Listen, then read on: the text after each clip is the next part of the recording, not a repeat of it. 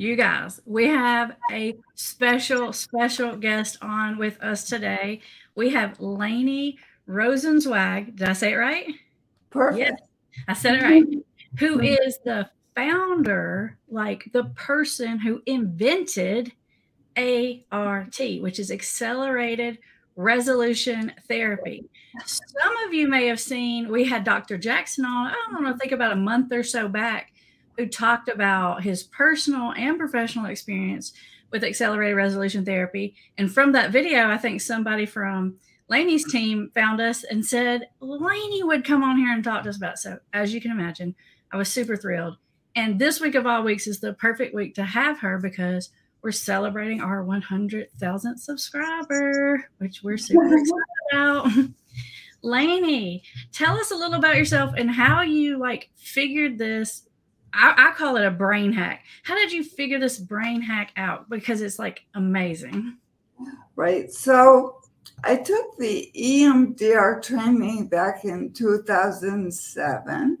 And by the way, I talk a bit slow because I had a stroke, but I still see people who come. I do consults. I do training. I still do. It's just a bit slower, which may be better. Who knows? And so, that's right. Yeah. So I don't know what EMDR is because our audience may or may not know that. So EMDR stands for eye movement desensitization processing, right? Or reprocessing, I should say, is what Francine Shapiro developed it. It's been out for over 30 years, I think. So I took the training in 2007 because I wanted a tool for trauma. And what Francine Shapiro did was make it free associative. So she took these eye movements that are by lateral stimulation and she took them and used this way of doing it with free association. So you see something, you go to the next thing, you go. So I loved the eye movements because it looked like they moved things to the positive, maybe like REM sleep, when we're trying to figure things out. Can I only interrupt you just a bit because I'm tracking you, but what is this lateral movement? That sounds like complicated. So tell us a little about what that's doing in the brain. Well, it's right-left stimulation of the brain. So you're having the emotional side talk to the other part that's the intellectual side of the brain. And so when you do these eye movements, you have much better results than talk therapy, in my opinion, for trauma, especially good.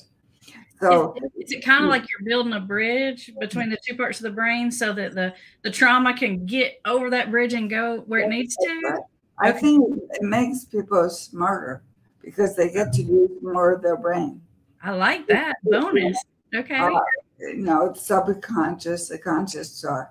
So it's really good. So so I loved it, but I didn't like the free association because I'm a person that just, is a straight shooter. I get right to it. So I took them and put them right on the problem for a client. And the clients were saying they were done for trauma after one session. I'm like, you're kidding. So I learned not to say you're kidding to a client again. You're going to put us all out of business, Laney. Maybe I shouldn't have. Actually, I'm so busy. My therapists are so busy because people want art. And they say, do you do that art thing? I want that. So my therapists get lots of referrals. Like I get a tremendous amount of referrals. So you used to have less sessions and see more clients. I like I prefer, right? To do. I don't want get fixed and go away because I don't want to keep. Live your life, right? Yeah. I don't need a friend. Why keep people in pain longer than you have to? It doesn't make any sense. So Francine is a researcher too. She's deceased right now, but and forever, I guess. So as I say, for now. So, but she made it in a way I think she thought it should be based on research. I did it by intuition.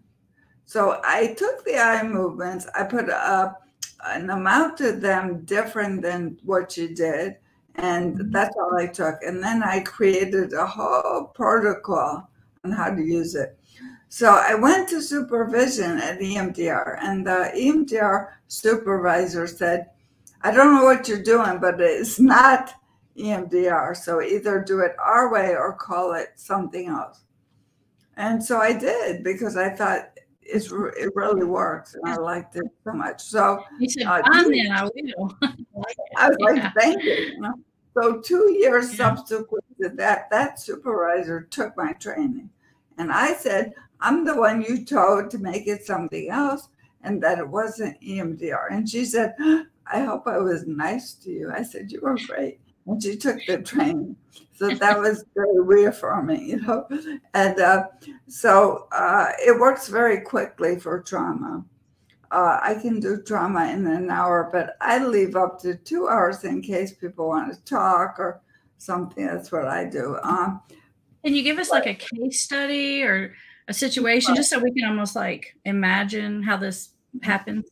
So, for example, I had a first responder from 9/11 come in, and he was very nervous. He said, I'm too scared to do this. I said, why don't you let me just calm your brain with the eye movements and then decide if you want it? He said, okay. So I get to that point, and he says, I'm ready. I'd like to try it. So we do the protocol, and he says to his wife in the waiting room, you know, I think I'm done. This is great. I don't feel anything. So 3 weeks subsequent to that, he said, I'm ready to do Sandy Hook. I was right there. I was a first responder. And when I started to do the procedure, he said, I'm not feeling it like I did. I'm okay. I don't think I need it. So we had one session, and the other ones kind of generalized for that. And that was it, you know. And I also did the poster worker. If people take Hold on 1 second. You're giving us so much. I want to ask questions. I want to get to the postal worker too, but so this person you're just talking about came in. There was 2 traumas. There was, this person had been involved in the 9/11 as a responder, a first responder, right? But also had been involved with Sandy Hook crisis, right? And so most people watching probably remember those, recognize those. And so was it like one happened first, like the 9/11 was first, and then the Sandy Hook? But once you dealt with the 9/11, it's like the house of cards. It's like you pulled out the domino and it just went. I love that, because I use that example. Okay. Sometimes you don't know the origin. So I use the eye movement to find out what happened below. So somebody came in, she's startled. Every time someone walks past, she gets startled. So it went back to when she was 4 years old with a Jack in the Box. And once we did that scene, she no longer had the startling response from the 4-year-old. What if you can't remember? What if you don't know where it goes back to? Right. So if you can't remember, we do it metaphorically. And we have you take the sensation and put that into an image your brain gives you. Okay. And that represents the problem for the brain. So it can be worked on with a metaphor and be very effective as well. This is the reason this is so fascinating, is because it's not like therapy like we think of therapy at all. And I'm a therapist, and Laney's a therapist, and so, but it's not. It's almost like, if you think of it like a computer, like you're changing the code. Right. It's like a hack. It literally puts, it's like if your computer got a virus, and then you went to an expert and they said, let me put it in this antivirus code, and it fixed it. Like, it's not years of talking about it. It's like different than that. So it's like going to the dentist, getting rid of the decay, because we erase images. We know how to get the client to release an image so they can't see it. And the image causes the triggers. Right. And there is something called the reconsolidation window.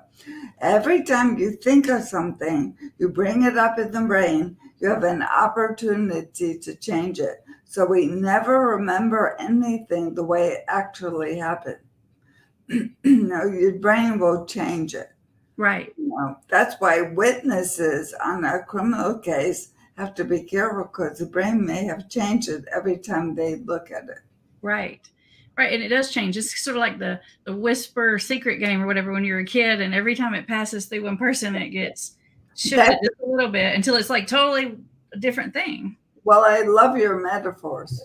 I really like that you compared it to that game where you talk and it changes as it goes around, because that's what happened. So that's the basis of why art works. We go beyond desensitization, as Francine did. I made up a word called positivization. Ooh, I like it. Positize, because they get to change whatever happened to whatever they wish happened in a sort of lucid dream state. Once you do that, the brain lets go of all that trauma. And I do something called wordplay. So someone had Lyme disease. So I said, for that piece where we change it, you didn't have Lyme disease. Someone gave you a Lyme drink. So in her mind, her husband gave her a limeade drink, and all her pain went away at that moment when she changed it in the brain. It's hard to believe. So let me just say this. That's why I call my book Too Good to Be True. Yeah. So if you look that up, it's a story of how I developed it, some art stories and some of my stories. And we have a lot of research. We'll do that in the next book. Because we're at a lot of great places to do some right. We have research. We're waiting for the result of $1 million head-to-head with CPT and the VA. But it's taking 5 years instead of 3, she said, because of COVID. So we're tell us a little bit more about the research so that the people watching know you just didn't just make this whole thing up and just saying it works, The first research was done at the University of South Florida, and they found that with an average of 3.5 sessions, they could eliminate all the PTSD for the developers. And for example, there was somebody at the time of the study who saw a man get out of a car and he could hardly walk. A week later, same man is walking very sprightly and very well. And so this person followed him and said, "What happened?" He said, "I'm in the study at USF and they helped me so much, even with the walking, right?" And so this person is at Yale University. And he called me up to see if we could train some of his people. And so perhaps one day they're going to do studies. They talk about it, so I have to see. But I trained several of their people. I'm close to Yale. I don't have since a stroke, but Yale's just, an hour away from me in New Haven. So I went there and trained, and they loved it, Now I'm going to play devil's advocate a little bit, because when you say, I've already come really far, Laney, and I'm like, wow, you could get rid of like trauma in like a session or 3 maybe, but I mean, that's amazing. But now you're saying this guy walked different. Help me understand the bridge between the trauma and the walking, because that might be a little harder for people to understand. So I did a nun years ago who couldn't walk without a cane or a walker, and she walked very slowly into my room. Now, when we did, and she was on a TV spot with me so I could talk about it. And so she had a part of the scene with the abuse where she couldn't run. So I used the eye movements to lighten up your sensations. It's a lot of work with sensations. And I said, you're going to put a helium balloon under you. Let's see what that does. Because it's like a dream, anything's possible. So her legs got very light during this session. At the end, she walked to the door and said, I don't think I need my walker. I can walk. and she gave it to the person who brought her. I have the TVs, but I have her talking about it too. And so they were amazed because she went up and down stairs and just making the connection to get rid of the trigger, which was the abuse. Where can they see that at? Can they see that online somewhere? Well, it was on the spot that I think I have recorded somewhere with the old video I have to, but if they take the training, if they want to see it and they ask me, I'm happy to show too. But I know it's hard to believe. And when I first developed it, I couldn't believe people were getting better so much quickly from whatever, like OCD. I had someone say one session got rid of his 10 OCDs. I couldn't believe it. I couldn't. Then I said, I have to make a training business because people need to. They have to have the relief. And that's when we made the business that we have for training. Well, I think that, you know, even when you talk about like the walking for the two examples you said in their pain, I can kind of track that because a lot of people don't understand that, especially when it comes to chronic pain, maybe not acute pain, but chronic pain, it's a neuropathway issue. And chronic pain can get stuck in your brain the same way a trauma memory, and it just keeps going. Most chronic pain is related to psychological stuff. That doesn't, when I say that, I'm always scared to say that because that doesn't mean I'm saying you're making up the pain. I'm saying the pain is stuck, like a trauma memory gets stuck and it keeps replaying and causing pain. And you can shift that. Yeah, well, when you take an aspirin or a pain reliever, it makes changes in the brain. Art makes changes in the brain to block things and pain and so forth. You still know where it is, but the pain could go. We did a study on the chronic pain. I was involved, and they got some relief. They were happy for the first time, some of them. So it's a brain thing. So if you can block the pain with doing it in the brain with the eye movements, then it'll just like taking a pill. So it's almost like anything that's sort of like a stuck thing that keeps happening, whether it's a trauma memory, an obsessive compulsive thought, an addiction, which we're coming to that because y'all know that's our area, or even like chronic pain. It's like this, something is just stuck on this recycle loop and will not pass, just keeps even probably getting stronger and stronger. This is anything in that realm. This is what the ART, accelerated resolution therapy, that's what it works on, that channel in the brain. It backs it off. Right. Okay. Right. Tell it. I interrupted you before and I shouldn't have, but can you tell us the story about the postal worker person? Oh, yeah. She read about me locally, and she was my postal worker, but I didn't know. And she was so afraid to deliver mail, she developed agoraphobia, meaning she couldn't leave and couldn't work, was so unhappy. And she came to me. She had tried exposure therapy for a year and a half, walking around with dogs, and it didn't really do it. So I did the procedure. I have it on video. It's the first thing trainees see on how to do it.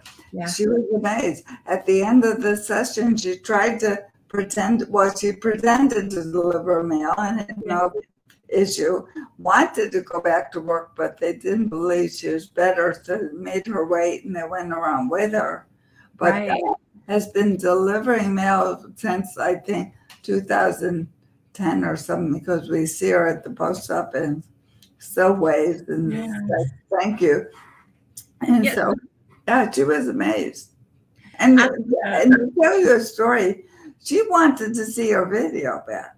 So she came and watched it, and she said, oh, who is that woman? She can't run. Oh, I'm so sad for her. Like she was detached. She's a different person. Like it was someone else. She was so sad that she couldn't run because she was a runner, and now she runs. And so I have that video of her watching her video. That is so meta and so cool. I think I went to a training locally just in the past 6 months or so, and that's when I learned what this was. I didn't even know what I signed up for. I just signed up because I had to get my CEs before end of August. The ART was close to me. I said, I'm going, whatever it is. And it was about this, and it said art. I thought it was just going to be like coloring or something. And I was like, what? And they showed part of that video that you're talking about with the postal lady. And when you see that, it's amazing. And I think you can see at least clips of that on YouTube. If you look up Laney's name, you'll see her TED Talk. She did a TED Talk. And then that postal part will come up too. And it's this postal lady who had got bit by a dog, and it was so severe she had trauma, and she couldn't work. She couldn't leave her house. And she goes to see Laney, and it's just like. Yeah, just back to normal. She had 3 operations. Wow. Yeah. Because she had been so injured. I mean, it was bad. She almost died. Yeah. Wow. So we show her in her mind you don't have to tell detail. She saw it in her mind. And I moved the sensations the way I do. And by then she was her old self, like happy and not crying. And if somebody comes in to see me and they're crying, by then I say, try to cry about it. And they can't because it's moved. Wow. That's a good test. It's just like, yeah. Oh my gosh. Kids think it's like magic. They call it a Jedi mind trick. It is. It's like magic. Tell us a little bit about, does it have uses when it comes to addiction? Now, obviously, a lot of people who have addiction have trauma, and that's a major obvious use. But are there uses for it when it comes to that compulsive behavior? Yeah, so we do have, I wrote lots of scripts on how to do things. I might start out with someone with substance and do a scene of the first time they ever used, and then tell the brain they never used, and to talk to their earlier self about why it's a good idea not to use, and change that scene. Make a different decision. Okay. Different decision back then. And then, of course, we work on the sensations of cravings and all that. But I like to see them twice the first week and second to get them through the craving. Because if you problem solve, sometimes your endorphins go up. You feel extra good, then they come back to normal.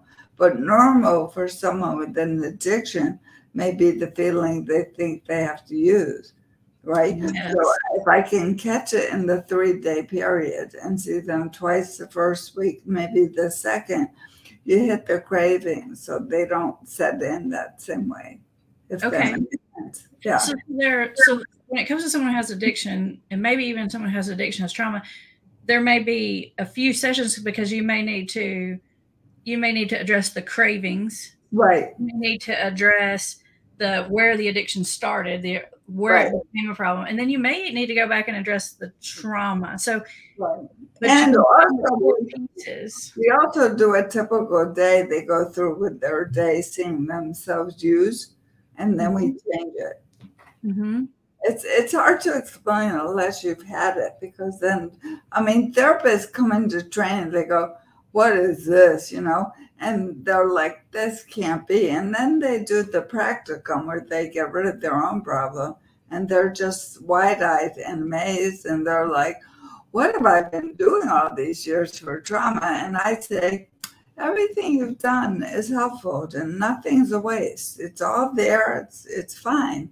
You know, that you come in with all that knowledge and what you've done, but this puts it to good use. So for trauma, they should do it very quickly. For example, ongoing things may take 3, 4, 5 because they have that secondary gain, like even OCD. If someone does not do their OCD ritual, they get anxiety. So the brain thinks that the ritual lowers the anxiety, but it's not true because it doesn't stay down.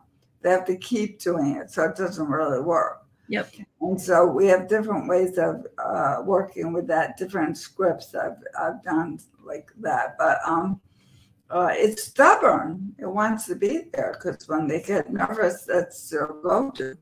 But I sort of change it up and put different things in. Instead of doing that, you could do this. What else could you do? You ask the brain, what could you do? Because We're just guides. The client does all the work, which is a shift. So many people who train call it a paradigm shift because they're used to having to coax somebody through and talk them through and give their ideas. Here, you don't do that. Yeah. You're a guide and they do all the work. So that I had a client recently, very nervous at the beginning. And usually I just process that through or use it to find out what the origin is, right? But in this case, I said, what do you think you're anxious about before we started? And she said, I'm afraid this won't work. And I said, so am I. And she said, you're kidding. What are you talking about? I said, well, your brain does all the work. So I'm interested to see how your brain will handle this and how it will deal with your issues. So at the end, hopefully you'll be much better. Right. So that's it. Yeah, I don't do it. I guide them and they come up with all their own solutions. And isn't that better? So the compassion fatigue is not there. You don't have that, oh my God. I'm like, if I don't do art in 2 weeks, I get withdrawal because I really want the high too that the clients get. Right. Because I'm so happy when they're done. Yeah. You're working magic. You get to watch those miracles happen and it's fun. It's exciting. Art can be fun. Even for a bad trauma, when they change it, they can do funny things to the person. They can arrest people in their mind. And that part of the brain, the limbic system, believes it. The part here, they always have the real fact. So you never, ever lose the memory. But what happens is it becomes factual. It's just the images and the sensations that are gone. Right. You take the emotion off the top of it. Right. And you normalize it in the brain. Some people don't think it was art that worked because they just feel like it was always that way. You know, like, oh, I woke up and I was just better. You know, what about the art you did? Don't you want to credit that? You know? Whatever. Maybe it's walking in the office, whatever does it, right? Let me run a couple scenarios by you. One, I got a scenario. This is a real case scenario with a person who has an addiction. And then also another scenario related, because Laney, a lot of the people that follow this channel are the family members of people who have addiction. Like the majority are probably family members. So I want to give you a family member example. So one example is I have this this lady that I've been seeing for quite a while who has a problem with alcohol. And she traces a lot of her alcohol use back to when she was a young person, like a teenager. She had a very like traumatizing drug experience, like on a hallucinogenic, like a LSD drug or something like that, had like a bad trip. And after that, ever since after that, it's like been this overwhelming anxiety that it's kind of like almost like a paranoia, sort of like a social anxiety, but slightly more paranoid, this like dread feeling of interacting with people. It like interferes with her work. It makes her want to drink, all this stuff. Is that something that ART could benefit? So what happens is a client's responsibility is to take the trauma and make it a scene in their mind to cover it by the eye movements. So we don't get involved with what it is, just help them to do that. Once you do it, that is what the brain will process, showing the brain the problem. So it's not about what it was or how it happened, it's how do you put it into the formula and the format that art will process it. So we don't get that involved in what the thing is and go down deep in the ocean with the client, cutting their feet on the rocks, whatever. We bring the client up to us by doing a formula. Okay. So for example, you go into the dentist and nobody likes the dentist, but if you have a problem, the dentist does not say, tell me how that problem's been hurting you. When do you get it? They might say that, but they don't spend the whole time. They say, I'm going to put that tooth into a way I understand to help them. So I'm not going to sit there and talk and their mouth is open anyway. I'm just going to work on it and know what the result is. I don't know. I don't really have to know how long they've had it. What does the pain feel like? What helps the pain? Kind of, they don't spend their time really doing it. They just do their formula. Yeah. That's kind of like how art works as well. And what only time it doesn't work if the client's not motivated or doesn't want it to work, because it's not mind control. It's getting your brain to go back to normal by taking out the things that are troubling. You know what? The image that's coming to my mind now is, and I'm kind of a metaphor person, but about 6 weeks ago, I started having extreme pain in my abdomen. I didn't know what it was. It escalated really fast. Within 2 hours, I was bawling. My husband, I had to go to the ER. I thought my appendix was going to burst or something. I didn't know. I go to the ER. I'm so in pain. I'm throwing up, can't stop throwing up, bawling. It was terrible. So they figured out I had a kidney stone, which I'd not had before. Oh, I heard that's bad. Well, it is. It's not fun. And I'd not had it, so I had no idea. And so they're giving me all these drugs, and it wasn't even working, big drugs. I won't even say the names because it could trigger people watching, but they're like, did that help? I'm like, no, it didn't help. What else you got, And then finally, they image it, they tell me what it is. And, whatever it is, probably this big, but it causes such a disruption in that little tube that goes from your kidney down to your bladder. I mean, it was like sand or something, but it was more pain than I'd ever felt. I mean, it was awful. And finally, they couldn't even get my pain under control, but they sent me to surgery. They took it out, and I was just better. That's it. I was done. Went home. No more pain. It was fine. My partner had that. You take it out, and it fixes it. It's so painful. No, but that's like art. It's not like they sat and talked with you and said, they may have said how long have you had the pain, but I mean, they didn't say, what do you think it is? How big do you think it is? Let's talk about it. They just went in and did the procedure. The CAT scan, they saw. Yeah. That's how it works with trauma. Yeah. The nurse came and said, I was going to go to surgery. She said, are you nervous? Are you scared? And I was like, no, just do it. I was like, do it. Whatever you got to do. Yeah. I know when I had a cesarean for my son, and he came in, he goes, I'm so sorry. I'm like, just get him out, because I was worried. Right. I don't want to talk about it. Just do it. And so he's okay. Exactly. Right.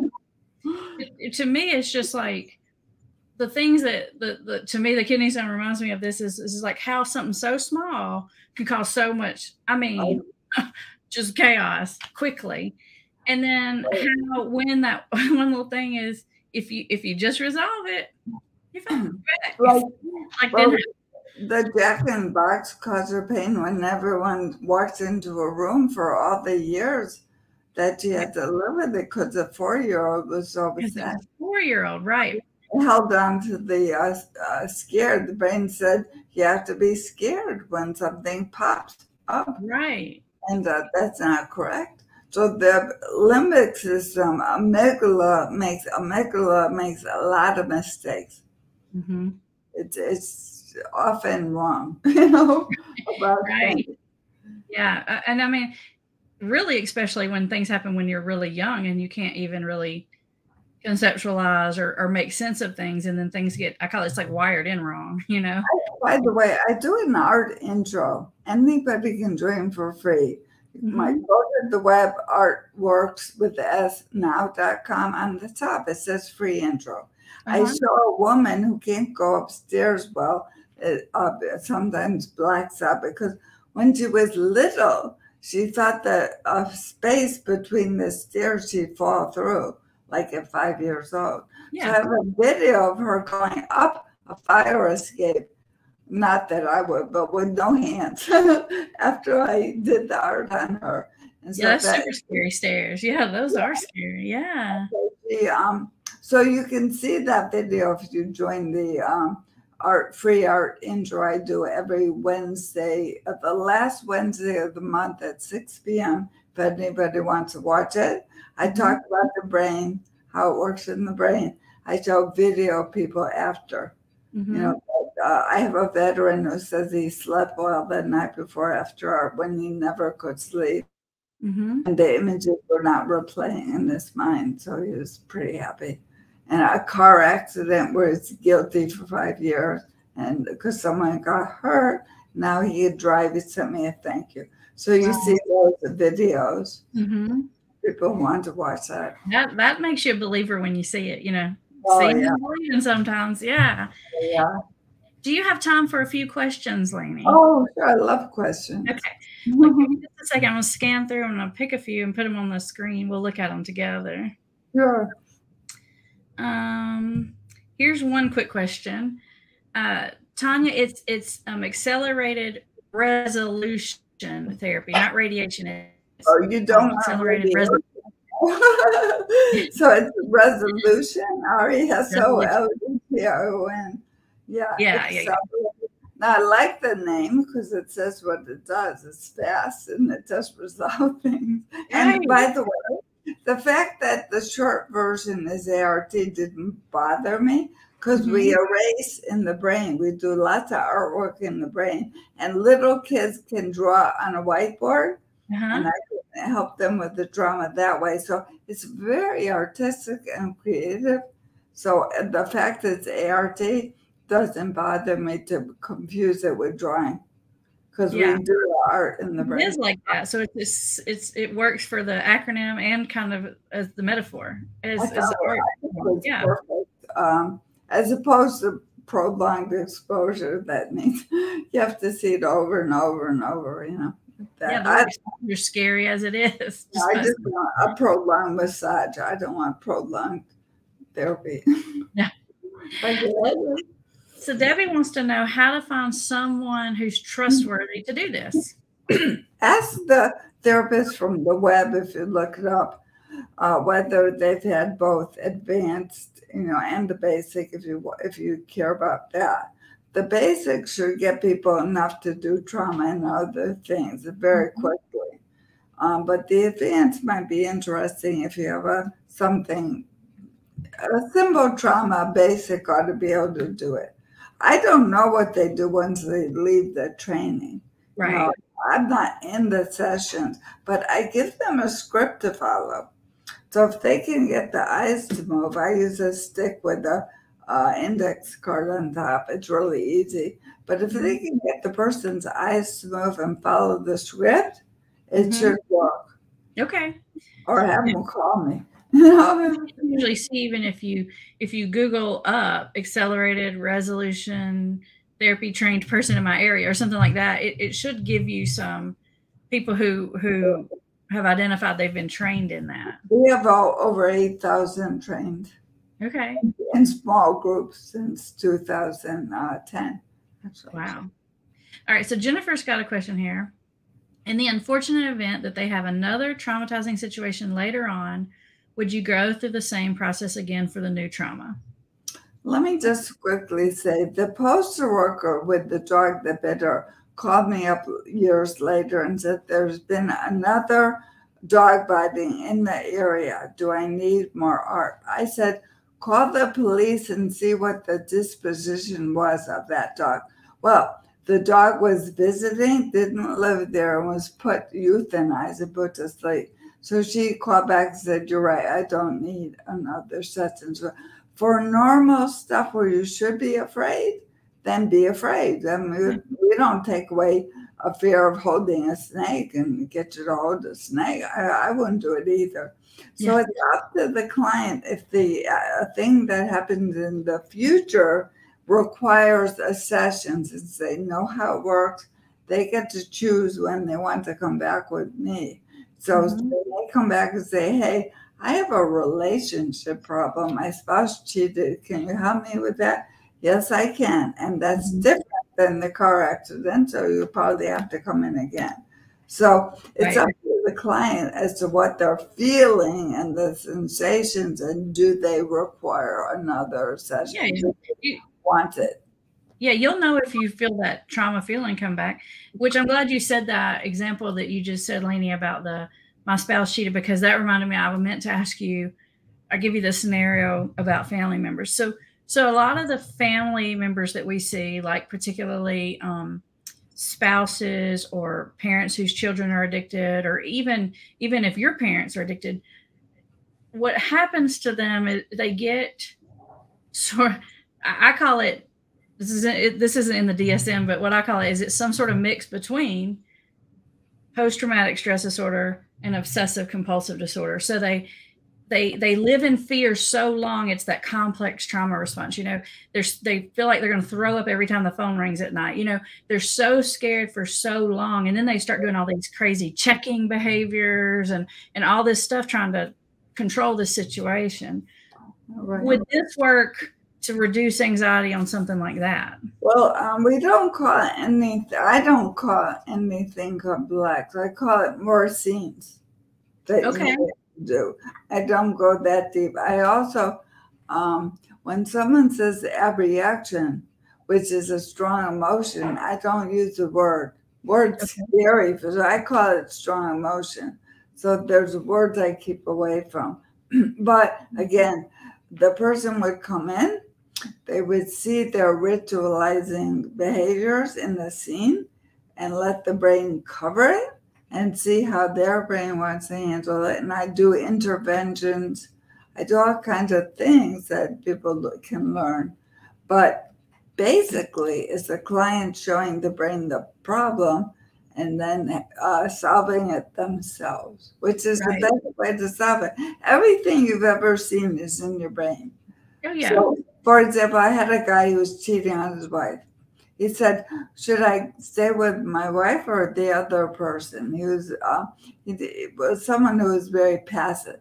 I said, in your mind, go to the mailbox, your mailbox. There'll be a letter to tell you what to do. So I'm doing the eye movements. He sees that and he comes back and goes, I don't like what it said. I said, what did the letter say? He said, I should be by myself and get me in order before I decide. Which every therapist would love that he said that, right? So it came to that conclusion. Maybe because they saw a TV show where somebody said that. Everything's up there and your brain will connect to what it needs. Okay. So at the end of the session, I said, how'd you like the session? He said, I didn't know I was so smart. It kind of like helps the person connect to their subconscious intuition, knowledge, that the stuff that they can't quite grab. These visualizations help you get it. That's what I'm thinking with this mailbox example. Yeah, I like that. Okay. Yeah, it's very quick and easy, and he was happy. Then they can't be mad at you about what that letter in the mailbox said, because you didn't. I don't think he comes up with it. All right. So Lisa says, my son is 31-year-old alcoholic. He's been in treatment in Arizona for 5 years. They did EMDR on him and said there was no trauma. That was 5 years ago. He continues to drink. He's currently in rehab, moving to sober living. Can people who have not had trauma, but have trauma from being a sensitive person who internalize everything, and it's not really a trauma incident, I hear many that feel like those who have addiction issues are because of trauma. Alec has the attitude that he doesn't. Hold on, there's more, I think. Yeah. Let's see if I can find the rest of it here. I know there's more, but I can't see where the rest of it. So I think what Lisa's asking basically is, would something like ART work on a situation that's not like a specific PTSD trauma kind of traditional situation? Right. Yeah. So we do it by having the brain see him drink now, currently, and go over it and say, that's the problem, I drink. Okay, take the problem and put it into a scene. So you're showing your brain that. And then you follow the procedure and you'll come out with a conclusion at the end, and may need more than one to make sure it's okay. And we do that all the time. We do ongoing problems that just take a bit longer. Mm-hmm. We have the brain fight the urge with a metaphor. Mm-hmm. Right? You may see it as something physical and you fight it in your brain. So we do all kinds of interesting things, and can be very helpful. Changes perspective. When you're talking about that, when you gave that example of, we have the person imagine like a drinking scene, it dawns on me as an addiction therapist, what happens to people is, and sometimes it's that first experience of drinking, but a lot of times it's not. But somewhere in there, their brain connects, I like this and it feels good. It's almost the opposite of a trauma reaction. Right. Even though it don't feel good anymore and it hasn't worked in a long time, they have it stuck in their brain that there's something positive here and they keep going back. It's almost like trauma opposite. Well, it's called the secondary end. So here's what happens. The first time they see it, they get high and they like it. Yeah, the dopamine. But don't forget, we process out the feeling. Right. So if they want to not like it, the second time it gets less and less. So again, you let the processor take care of the fact, because the truth will come out that it doesn't feel that good.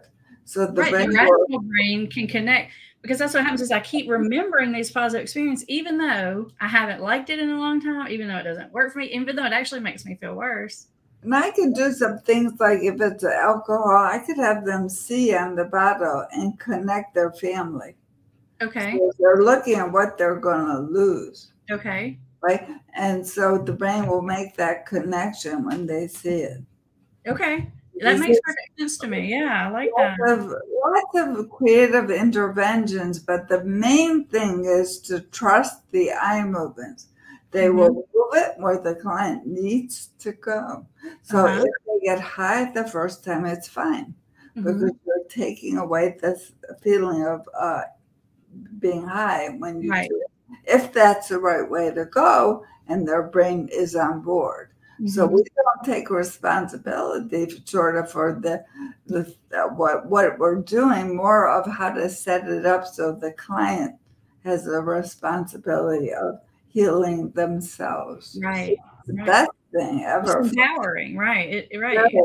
They do it. Yeah. Gail says she gets disappointed when she hears about treatments that are not readily available where she lives. Oh, so do we. Is this something that can be done virtually or not so much?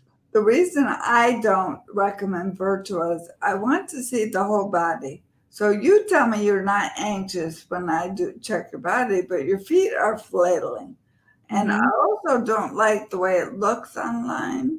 I want to be able to control your eye movement. So if you slow down, I can speed you up in person.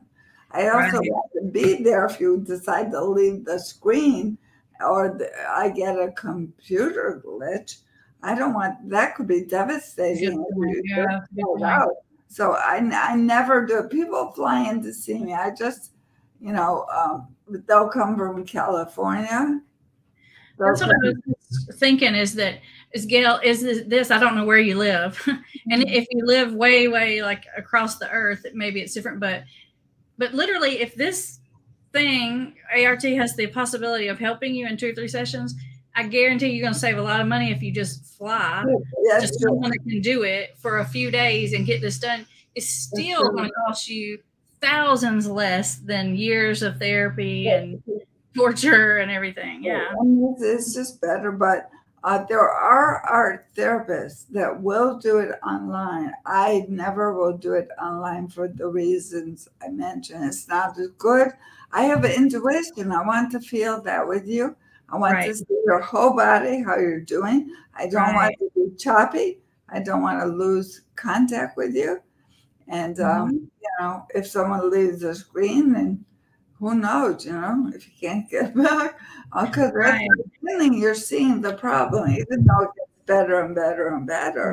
Right. I want to be there with you. So other therapists may do it. I have people flying to see me. I had a guy from Panama come in. And he did like 3 days, and he was happy. Oh, yeah. Like people well worth it. Well worth it. I do see people. I have a website called erasetraumanow.com. And so people have the book with me. You know, I'm busy, but I put people in because it's my life. Yeah. Debbie wants I love that question. Oh my God. I just had someone call today. My sister has a recurrent nightmare for many years. It's so simple. You see, the nightmare is the problem, and they put a different ending, and they never have it again in one session. Always works. Love it. I know, it's easy. The finisher says, I have, nope, that's not the one I meant to put up there. Oh, this one, Tanya says, I'd love to see the videos that you were talking about on the last Wednesday of the month. Right. Okay. So again, you're going to go to the web. It's ARTWORKSNOW.com. Now, when you get to my website, you can always go to acceleratedresolutiontherapy.com. We'll bring you there too. Go to the top of the page. It says free intro. You sign up, and then you will get the link for the last Wednesday of the month at 6 p.m. is what I do it every month. Anybody you want to see it, just, tell them to sign up. And I usually get about 100 signing up and 50 come because others may think the weather's good or something. I don't know. Right. They come. They all come. So, and I do Q&A at the end of the intro as well. Okay. Yeah. Wonderful. Well, I just want to say thank you. Thank you so much for coming and sharing with us. This is so exciting. And I got to tell you, I know that there's so many people out there that's never heard of this because I'm a therapist, been doing this 20 years, and I just heard of it within the past 6 months. So I know that there's so many people out there that don't even know that this is a possibility. And I will say to the EMDR therapists watching, I did a paper on the difference between EMDR and art. It's on my web. Okay. Or you can write David at acceleratedresolutiontherapy.com. No EMDR therapist I've met does it Francine Shapiro's 8 Paves way. And they've all changed it. So I would just say I changed it too. And it seems to work really well if people are interested in learning it. And I thank you for the time because nobody hears about therapies. If you go to a stranger and say, have you heard of EMDR? It's been out 30 years. They say no. Right. So they don't hear about therapies till they have to. Right. That's true. That's unless you're like living in this world, right? But even though I live in this culture, I still have I've been hearing of EMDR for a long time, but I'm just glad to get the word out there. I want people to know that this is an option and it's a good one. It is a good one. I think, I think higher power to something because it's so good that I think something inspires me beyond me, perhaps. But I never heard anybody talk about it that wasn't just like amazed and thrilled about it. Kind of amazing. So again, if they get the book, they'll see about it too. It's too good to be true, but you have to put my name in. Because a lot of people pick that title, apparently, and it's an easy read. It's a good title, yeah. We read in a day and learn about it too, but this has been great because I love to talk about it. Thank you so much. We appreciate it, and I'll link up for you guys to watch next the video where Dr. Jackson talks about it. So if you don't want to believe me, don't believe Laney, maybe believe Dr. Jackson. Let him tell you about it. Bye, everybody.